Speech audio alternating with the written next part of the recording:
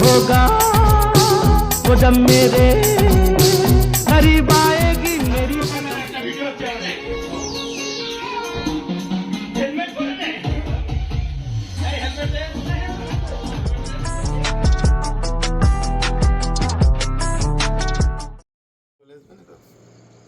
Time हो रहा है 2:24 है। यहाँ पे लंच लग गया है और वो भी इतना खूबसूरत सा व्यू के साथ। ये चेक करो, जंगलों के बीच, पहाड़ों के बीच, बढ़िया है। তো এখন বাজে ঘড়িতে 3:07। আমরা এইমাত্র খাওয়া দাওয়া শেষ করলাম। শেষ করে আমরা বেরোনোর প্ল্যান করেছি যে আপার ঘাটলি এবং লোয়ার ঘাটলি ঘুরতে যাওয়ার জন্য। ঠিক বেরোনোর ঠিক আগে মুহূর্তে বৃষ্টি শুরু হয়েছে। ওই দিকের ওয়েদারটা কত সুন্দর লাগছে, মানে ওদিকে বৃষ্টি এত পরিমাণে হচ্ছে পুরো সাদা হয়ে গেছে আর ঝড়ে বৃষ্টি শুরু হয়েছে। এই অবস্থায় পাহাড়ি রাস্তায় বাইক চালানো তো একদম সম্ভব নয়।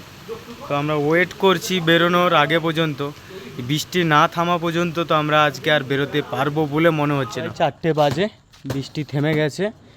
আমরা আবার আমাদের ডেস্টিনেশনের দিকে রওনা দিতে সবাই রেডি হয়ে গেছে। এবার আস্তে আস্তে বাইকগুলো বের করবে। প্রণয়দা তো সব কিছু ড্রেস কোড ভালোই দিয়েছে, কিন্তু পায়ে চপ্পল পরে আছে। কমালদার ড্রেস কোডটা আমার খুব সুন্দর লেগেছে, চপ্পল, হাফ প্যান্ট আর হচ্ছে একটা হাতা গেঞ্জি। আমরা ঝর্ণা যেহেতু নামবো, ঝর্ণা পড়লাম না, রাইডিং শুটা পড়লাম না, তো এগুলো একটুখানি ভাই একটুখানি লাগে, একটু ভিজলে না বা গায়ে লাগে অন্তত, মানে দামে বলবো না আমি, তো এটা একটু শখের জন্যই পড়ছি না।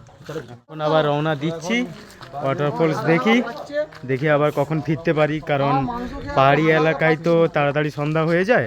তো দেখা যাক কতক্ষণে আসতে পারি। বর্তমানে নেতারহাটে আছি।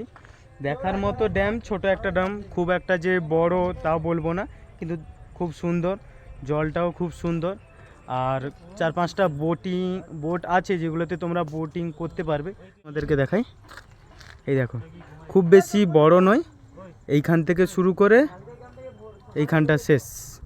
আর ওই জায়গাটা ঠিক বোটিংগুলো আছে, আর লোকেরা ওই যে বোটিং করছে যেটা দেখতে পাচ্ছি, যে বড় তা বলবো না, কিন্তু সুন্দর। এখন আমরা আপার ঘাটিতে এসছি দেখার জন্য, কিন্তু আপার ঘাটি দেখে মনে হচ্ছে এটা পচা খাল। তো প্রণয় তমালদা বলছে কলকাতা থেকে আমাদের সারা রাত বাইক ড্রাইভিং করে 2000 টাকা তেল খরচা করে পচা খাল দেখতে এসছি এই নেতারহাটে। এই দেখো, আজকে আবার এখন এইমাত্র বৃষ্টি হলো, কিন্তু তাও জল যে প্রচুর পরিমাণে এসছে তার কোনো নয়। আর জলের কালারটা তো খুব বাজে, তো 1 নম্বরে পচা খালই বলা যায়। যে জলটা পড়ছে এইটাই হচ্ছে দেখতেই ভালো লাগে, জাস্ট ঝর্ণার মতো জল ঝরে ঝরে পড়ছে, এইটুকুই দেখতে জাস্ট ভালো লাগে। এছাড়া এখানে দেখার মতো কোনো কিছু নেই যেটা বুঝলাম।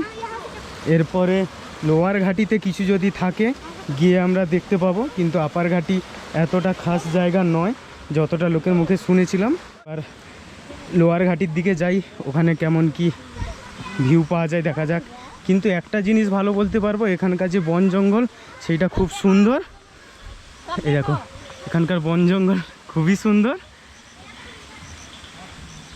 মানে বাঁশঝাড় যেরকম হয়, মানে জঙ্গল, তো গ্রামে বাঁশঝাড়ের মধ্যে ফুল রয়েছে। আমরা যেহেতু কলকাতার ছেলে, আমরা এই ফুলের নাম বলতে পারবো না, লোকাল যারা আমার গ্রামে তারাই বলতে হবে।